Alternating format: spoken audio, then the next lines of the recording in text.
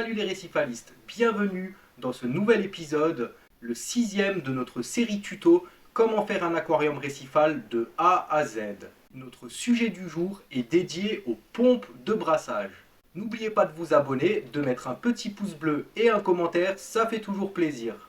Je dois vous dire que cette vidéo tombe à pic, je viens juste de recevoir le colis de chez Tunze avec la toute dernière pompe de brassage fraîchement sortie sur le marché. C'est la Turbel Stream Eco 6105 002 où vous avez un contrôleur intégré. Cette pompe high-tech est prévue pour les aquariums de 200 à 2000 litres et ne consomme quasiment rien. C'est une pompe qui peut être utilisée pour la majorité des projets et si un jour vous décidez de passer à plus grand, elle vous sera toujours utile. J'ai décidé d'offrir cette pompe à l'un d'entre vous. Pour tenter de remporter ce superbe produit d'une valeur de 300 €, si vous n'avez pas encore participé, il vous suffit de regarder la vidéo Concours cadeau 1000 abonnés. Dedans, j'y explique comment tenter votre chance et vous verrez, il n'y a rien de plus simple. Il n'y a aucune collecte d'informations ou quoi que ce soit dans ce genre-là. En moins d'une minute, vous avez souscrit au concours. C'est totalement gratuit. Donc n'attendez plus, inscrivez-vous et bonne chance à tous. J'aimerais au passage encore une fois remercier la société Tunze de m'avoir donné l'opportunité d'offrir à l'un d'entre vous un superbe lot. Et ainsi pouvoir vous remercier dignement pour votre fidélité. Comme pour les 250 commentaires que vous avez eu la gentillesse de me laisser sur ma chaîne, et ce rien que la semaine dernière. J'ai eu la joie de lire tous vos encouragements, et cela me motive encore davantage à partager ma passion avec vous au travers de cette petite série. Alors encore, un grand merci à vous tous pour votre fidélité, pour votre participation et pour vos encouragements. Ceci étant dit, je vous propose tout de suite de passer au vif de notre sujet. Le sommaire que je vous propose est le suivant. Premièrement, on va voir le principe de fonctionnement et les diverses utilités d'une pompe de brassage. Son rôle n'est pas uniquement de brasser l'eau. Pour le deuxième point, on apprendra à calculer le bon débit de brassage. Ceci en fonction de votre litrage et en fonction de la méthode que vous avez choisie, à savoir méthode DSB ou Jaubert, ou de l'autre côté, en méthode berlinoise. Également, pour ces deux méthodes, on verra le meilleur brassage selon que vous avez choisi de mettre des coraux durs ou des coraux mous. Tout le monde y trouvera son compte et tout le monde aura la capacité de créer le projet qu'il souhaite de manière autonome. Après quoi, on passera au troisième point. Je vous expliquerai les deux types de flux possibles, un flux continu ou discontinu. On mettra en avant les avantages et les inconvénients de chacun, en particulier l'avantage d'avoir un flux discontinu, un courant pulsé. Vous inquiétez pas, comme d'habitude, tout sera passé au crible et ce, sans langue de bois. Ces trois points, c'est la première partie, c'est la base. On déballera la toute nouvelle pompe que vous pouvez tenter de gagner. On s'en servira d'exemple pour la suite de notre présentation. On verra les différents accessoires possibles et utilisables avec les pompes de brassage. Ce sera notre premier point de la deuxième partie. Le deuxième point sera dédié au conseil d'installation et en particulier de positionnement. Une fois ces informations acquises, on passera tout naturellement au dernier point, comment effectuer le réglage et ce, de la manière la plus efficace possible. Tout au long de notre épisode, on verra différents trucs et astuces et erreurs à ne pas faire. Restez bien jusqu'au bout pour ne rien rater et à la fin, je peux vous assurer que vous tous, vous serez experts sur le brassage. J'ai voulu cet épisode le plus complet possible pour qu'il soit utilisable par tous et pour tout type de projet, pour tout type de matériel. C'est un point essentiel d'un aquarium récifal réussi. Comme d'habitude, pour vous faciliter les choses, j'ai rajouté des petits chapitres pour vous permettre rapidement et facilement de retrouver les informations que vous avez besoin. Je vous souhaite à tous un très bon visionnage. C'est maintenant l'heure de notre deuxième partie dédiée à la base. Pour notre première étape, je vous propose de découvrir ce que c'est qu'une pompe de brassage et ses diverses utilités. Comme son nom l'indique, une pompe de brassage sert tout naturellement en premier à brasser l'eau, c'est-à-dire créer un courant. Toutes les utilités qui fait qu'on en ait besoin découlent de ce flux. Par ce remous, il va y avoir un échange entre l'air de surface et l'eau. Cet échange va oxygéner notre eau pour que nos poissons et nos coraux aient la capacité de respirer. Sans ces pompes de brassage, la conséquence serait l'asphyxie pure et simple de notre bac, et donc la mort de toute notre population. Si vous me permettez une petite parenthèse très importante sur ce point, c'est que en cas de coupure de courant de plus d'une journée ou 2 journées, il y a de fortes chances, si vous êtes chargé en poissons et en coraux, que cette asphyxie se produise. Voilà pourquoi, parallèlement, je vous invite sincèrement, si vous en avez la possibilité, à acquérir une batterie, par exemple, de voiture, pas forcément neuve, même d'occasion, si vous en avez une ancienne, plutôt que de la jeter, gardez-la. Et derrière, vous pouvez prendre une petite pompe de brassage low cost, les moins chères que vous pouvez trouver, avec un débit de 1000 ou 2000 litres heure, ça suffit. Et ensuite, si par exemple vous avez une coupure de 2 jours, tous les 6 heures, vous la faites tourner pendant 1 heure, au moins votre bac sera oxygéné. Si le chauffage descend trop bas, c'est pas forcément bon, il peut y avoir un choc thermique pour vos poissons, mais en général, ils sont plutôt résistants et étant donné qu'il y a un grand volume d'eau, avant que ça baisse, ça va prendre de longues heures. Ça va également habituer ces poissons à la descente en température, donc ils seront moins sujets à mourir qu'avec une asphyxie. J'insiste sur ce point, la priorité en cas de coupure de courant, une batterie et une pompe de brassage que l'on peut brancher dessus. Si vous avez investi beaucoup dans votre aquarium, la perte émotionnelle parce que à force on s'attache à nos animaux, et en même temps la perte financière peut être vraiment dramatique. Pour vous faire rembourser par les assurances, bonne chance. À moins qu'EDF vous coupe le courant pendant 3 jours sans vous prévenir, là peut-être vous pouvez être éligible à un dédommagement. Mais si vous avez été prévenu, vous pouvez faire ce que vous voulez, c'était à vous de prendre les mesures. On verra un peu plus loin quand on présentera notre pompe de brassage, le système exclusif à Tunze qui vous permettra de sauver votre bac en cas de coupure de courant. Ça coûte pas forcément très cher et mieux vaut en avoir un au cas où. Petite aparenté faite, on va revenir aux autres utilités de notre pompe de brassage. Le courant qu'elle va créer, en plus d'oxygéner notre eau, va éviter que notre eau ne stagne. Qui dit stagnation dit eau qui croupit, c'est-à-dire qui rentre en putréfaction. Et ça, c'est un nid à bactéries. Au-delà de ça, ce courant va distribuer les nutriments et les oligoéléments à nos coraux. De manière simpliste, ça va les nourrir. Si vous avez choisi d'utiliser la méthode DSB ou Jobert pour votre bac, ce flux d'eau constant, par frottement, va dissoudre votre sable d'aragonite très lentement, ce qui chargera votre eau en calcium. On n'a pas besoin d'utiliser la méthode Balling, c'est-à-dire de rajouter des pompes doseuses avec les oligoéléments au goutte à goutte, calcium, magnésium, strontium pour les plus connus. L'équilibre se fera naturellement. Personnellement, j'avais un Jobert de 450 litres avec quelques espèces de coraux durs, ça marchait très bien. Si vous surchargez 2 coraux durs, peut-être que la dissolution de ce calcium ne sera pas suffisante. Et il faudra quand même rajouter des oligoéléments. Ça, c'était les principales utilisations d'une pompe de brassage dans un aquarium récifal. On pourrait en rajouter 2 dernières au-delà de l'aspect technique. Ça met en mouvement vos coraux, c'est ce qui fait quasiment toute la différence entre la beauté d'un bac d'eau douce et un bac d'eau de mer. On voit les coraux qui se baladent, en plus des couleurs, ça rend vraiment notre tableau vivant. Et ça, c'est quand même quelque chose d'exceptionnel. Et derrière, nos poissons y surkiffent.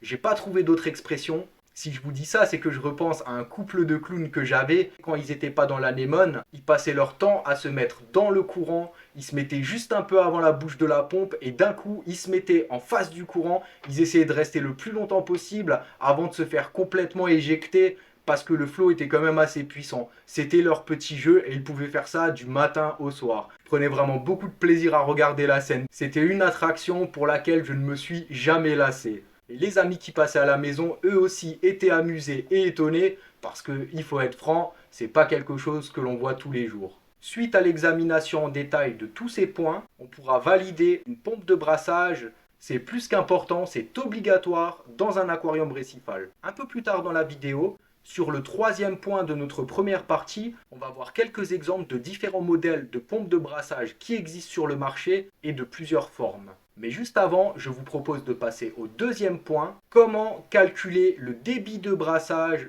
pour notre bac. C'est une des questions qui revient le plus souvent. J'ai un 100 litres, j'ai un 500 litres, j'ai un 1000 litres, qu'est-ce qu'il faut que je mette comme pompe dedans? Quel débit, quelle puissance? C'est ce à quoi on va répondre tout de suite. En vue d'entreprendre notre analyse, voici quelques règles communément admises pour mener à bien le calcul du débit nécessaire. Si vous utilisez la méthode DSB ou Jobert, il vous faudra un brassage entre 10 et 20 fois le volume d'eau net. On parle bien de volume net et non de volume brut de la cuve. Je rappelle le petit calcul très simple, longueur fois largeur fois hauteur d'eau. Admettons que le résultat du calcul fasse 100 litres. En prenant la moyenne entre 10 et 20, on multipliera nos 100 litres par 15, ce qui nous donne un débit de 1500 litres. En conséquence, vous devrez mettre ou une pompe de 1500 litres ou deux pompes de 750 litres/heure. Partons du principe que vous avez une décante avec une pompe de remontée, il faudra impérativement prendre en compte le débit de sortie de la pompe de remontée. Pour l'exemple, admettons que cette sortie soit de 500 litres/heure, il faudra rajouter une pompe de 1000 litres ou deux pompes de 500 litres. Ça nous fera toujours 1500 litres par heure. En additionnant ces trois débits, il faut qu'on se rapproche au maximum des 1500 litres/heure. La méthode de calcul est la même pour un bac berlinois, à la différence qu'on brassera entre 20 et 40 fois le volume du bac. Avec une population majoritairement de coraux mous, on se rapprochera au maximum du débit recommandé le plus faible. Les 10 fois si vous êtes en DSB Jobert ou les 20 fois si vous êtes en berlinois. A l'inverse, si vous comptez charger votre bac en coraux durs, on se rapprochera des 40 fois pour un bac berlinois ou des 20 fois pour un bac en DSB ou Jobert. Attention, pour les pompes en provenance du marché asiatique ou les pompes low cost, les débits sont souvent à titre indicatif et c'est difficile de vérifier sans débitmètre. Les informations qu'ils fournissent n'engagent que ceux qui y croient. Souvent, ils vous vendent du rêve en annonçant des capacités incroyables et derrière, quand vous le branchez, ça n'a plus rien à voir. Personnellement, si je dois acheter des pompes low cost, je divise toujours les chiffres annoncés par deux. Il vaut mieux surbrasser que sous-brasser. Un dernier point, en fonction de la structure de votre décor, de la longueur de votre bac, mais également du type de brassage que vous allez utiliser, ça peut changer quelque peu. Explication. Dans l'intention de placer un brassage à débit continu, je vous conseille fortement d'être dans la fourchette indiquée selon votre méthode. Si vous utilisez un débit pulsé, c'est possible de revoir à la baisse légèrement les données que l'on vient de voir. Pas d'inquiétude, je donnerai davantage de détails dans la partie réglage. La citation des deux types de pompes clôture et ouvre parfaitement les portes de notre troisième point. On va à présent choisir le type de débit que l'on souhaite. On a donc le choix entre débit continu et débit pulsé. Examinons les avantages et les inconvénients entre ces deux modèles. Pour notre premier type, analysons la version classique, les pompes avec un débit continu. Jusque dans les années 90, c'était quasiment le seul choix possible. C'est à cette époque que Tunze est arrivé sur le marché et a révolutionné les pompes de brassage.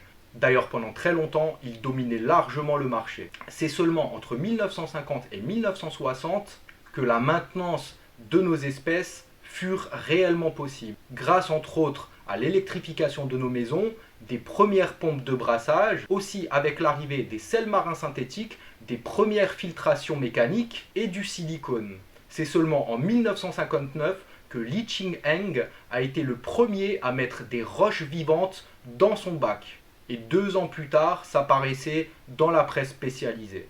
On appréciera en détail la genèse du récifal dans une prochaine vidéo, ce qui devrait beaucoup vous intéresser parce que rien à voir avec nos aquariums d'aujourd'hui. C'est devenu très simple de maintenir un micro-récif dans la mesure où l'on respecte quelques principes de base. C'est ceux que j'essaye de vous enseigner au travers de ces diverses vidéos. Si vous trouvez que c'est pas facile, je vais vous donner un tout petit exemple de la difficulté que nos anciens avaient à maintenir un aquarium. À cette époque, le sel était constitué de plusieurs éléments qui pouvaient être mélangés que par dissolution, et une fois que le mélange était prêt, il fallait attendre plusieurs jours pour que les paramètres physico-chimiques se stabilisent. Aujourd'hui, on prend 35 grammes de sel qu'on met dans 1 litre d'eau, on mélange et le tour est joué. Plus rien à voir avec l'époque. Ce sera tout pour la partie historique. Reprenons notre pompe standard. Selon les marques ou les passionnés, elle portera différentes appellations. Pompe à flux continu, à débit fixe, à flux constant et j'en passe. Sa particularité est de tourner toujours à la même vitesse et dans le même sens de rotation. Cette constance va nous créer un brassage circulaire unidirectionnel. C'est une version un peu ancienne et archaïque du matériel, mais ça fonctionne bien si l'installation et l'orientation ont été judicieusement pesées. Les avantages seront vite vus par rapport à sa concurrence, il n'y en a que deux. Un prix largement moins élevé et une simplicité d'utilisation. Je parle bien d'utilisation et non de réglage. Concrètement, on la branche et ça tourne. A l'inverse, elle présente plusieurs gros points faibles. À cause de son flot unidirectionnel et son débit constant, le gros désavantage, c'est qu'en cas d'un mauvais réglage, une zone sans brassage ou mal brassée cristallisera très rapidement un nid à sédiments ou à phosphate. Plutôt que d'emmener tous les débris et toutes les déjections de vos poissons directement dans la décante, ils vont simplement tomber au fond du bac dans la zone mal brassée. Ça, c'est le meilleur moyen d'avoir des mauvais paramètres d'eau. Je vous expliquerai comment réduire ce risque au maximum dans la partie installation et réglage. Nous nous concentrerons ici sur les avantages et les inconvénients de chacune. Petit aspect esthétique, des coraux qui sont soufflés toujours dans le même sens, c'est moins classe et moins réaliste. Ça fait pas très naturel quoi. Une autre conséquence désavantageuse à prendre en compte avec ce type de débit, c'est qu'en cas de nettoyage, il faudra replacer parfaitement la pompe au même endroit en respectant la même orientation. Pourquoi? Je vais vous donner un exemple concret. Prenons par exemple un sarcophyton de l'espèce des coraux de cuir. Lui va configurer sa morphologie en fonction du courant. Si vous changez ce courant, il va devoir se restructurer, c'est-à-dire qu'il va muer. Ça peut durer 2 ou 3 semaines, c'est pas forcément beau à voir, et en plus derrière, si ça lui arrive très souvent, trop souvent, ça risque de le tuer. Dans le cadre d'un brassage pulsé, on n'a pas ce problème parce que le courant allant et revenant, il aura l'habitude d'avoir des reflux, donc il tiendra sans aucun problème. Ça lui évitera pas de faire une mue quand il va grandir, mais par contre, il faut que sa mue soit naturelle et non provoquée à la suite des changements du débit. C'était une petite apparenté pour l'exemple. On terminera par une grosse précision qui sort du cadre lié à la maintenance d'un récif. Malgré tous les points faibles qu'on vient de citer, je vous invite fortement à en acheter au minimum 1, 2 ou même 3, c'est encore mieux. Elle sera polyvalente pour beaucoup de choses hors du bac principal. Par exemple, pour préparer son eau de mer, ça serait dommage d'utiliser une pompe à 300 € juste pour brasser un peu d'eau. Sinon, ça fait aussi très bien le job pour un petit refuge. La raison principale pour laquelle je vous recommande fortement d'en avoir au moins une, c'est que si, admettons, vous n'avez qu'une seule pompe dans votre bac principal et qu'elle tombe en panne le samedi en début de soirée, le dimanche les magasins sont fermés, il vaut mieux en avoir une de rechange, ça vous dépannera le temps d'aller en chercher une nouvelle. On vient de terminer le tour pour notre premier modèle de pompe. On peut largement faire mieux et exploser les performances et l'efficacité en se rapprochant au maximum des courants marins de nos océans. C'est la magie de notre deuxième type de flux, le débit pulsé. Vous entendrez pompe stream à débit variable, à réglable, AG, intermittent, discontinu ou même pour certaines variantes, pompe transversale, gire, wavebox, pompe à vague en français. Les appellations sont diverses. Si on parle de pompe à débit variable, c'est parce qu'elle projette une vague par intermittence d'une puissance, d'un sens et d'une durée en fonction de vos réglages. Ce gros avantage offre des possibilités de configuration quasi illimitées et permettra de pallier aux gros défauts de pompes de brassage classiques, en plus d'ajouter de nouvelles fonctionnalités. Avant de les citer, on va juste dire son seul point faible, c'est le prix. On peut la trouver sous plusieurs déclinaisons, par contre, peu importe sa forme, un modèle qui se respecte possède au mieux un contrôleur, au pire la capacité d'en brancher un. Finalement, c'est cet ajout technologique de contrôle qui justifie son prix beaucoup plus élevé. Maintenant, les points forts. Concernant l'aspect esthétique, on décuplera le rendu visuel grâce à un mouvement réaliste. Vos euphilia auront un mouvement de va-et-vient comme dans l'océan. Et ça, c'est magique. Ça évitera d'avoir des zones avec un brassage trop faible ou inexistant. La programmation pour les meilleurs modèles, comme par exemple la Tunze que l'on va voir un peu plus loin, permet une simulation de houle, un brassage oscillant et la possibilité de rechercher automatiquement la fréquence. En plus, on a un petit bouton pour mettre en pause les pompes. Comme ça, on a le temps de nourrir tranquillement, que toute la nourriture soit consommée et ça évitera que ça termine dans la décante. C'est un petit aspect confort. On peut varier les goûts et les plaisirs en programmant par exemple une zone d'accalmie ou une grosse tempête dans la journée, bon ça je déconseille, ou couplé avec d'autres pompes de ce type, on peut créer des effets de marée. Ce type de pompe, c'est le rêve de tout récifaliste. Avec toutes ces capacités, pardonnez la métaphore, on devient le maître de l'océan. Un dernier gros avantage de ce type de matériel, c'est la possibilité de connecter ou de rajouter de nombreux accessoires comme la cellule photo. Pour donner plus d'indications sur notre cellule photo, ça nous emmène à clôturer cette première grande thématique dédiée au b.a.-ba pour passer au premier chapitre de notre deuxième grande partie, les meilleurs accessoires du marché pour créer l'écosystème de vos rêves. Juste avant, comme promis, je vous propose de découvrir la pompe Tunze Turbellstream 6105-002, la toute dernière version. Qu'en passant, je rappelle, est à gagner dans notre petit jeu concours. Vous trouverez le lien dans la description.